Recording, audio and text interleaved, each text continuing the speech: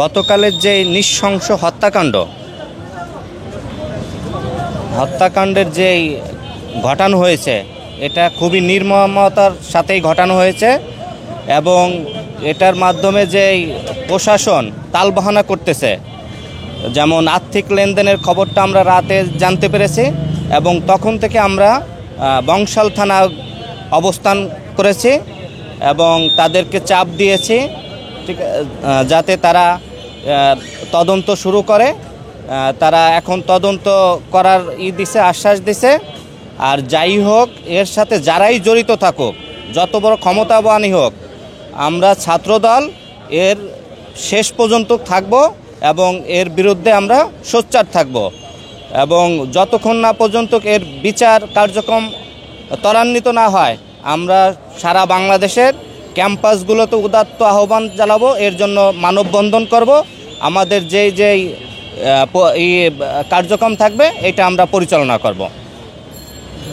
জোবায়েদ হোসেন উনি কেমন মানুষ ছিলেন? উনি তো ছাত্রদল করতেন, ঠিক আছে, একটা মানুষ রাজনীতি করলে একটু অন্যরকম হয়, এটাও সবাই জানে।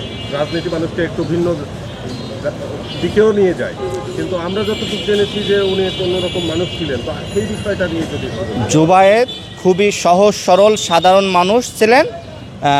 রাজনৈতিক পরিচয়ের মাধ্যমে তিনি কাউকে কোনো সময় কোনো হুমকি ধামকি দিছে অথবা কোনো অন্যায়ের সাথে জড়িত হয়েছে, এইটা আমরা কখনো দেখিনি।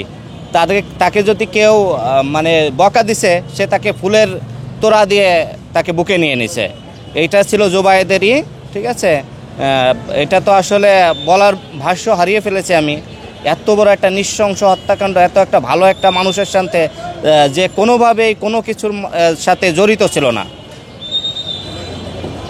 সর্বশেষ জোবায়েদ ওনাকে এখানে কখন আনা হবে এবং তারপরে ওনাকে কোথায় নিয়ে যাওয়া হবে, এবং এই জোবায়েদ ওনার জানা যায় আপনাদের কেন্দ্রীয় ছাত্রদল নেতার তাদের কারা কারা আসবেন বলে আপনারা জানতে পেরেছেন?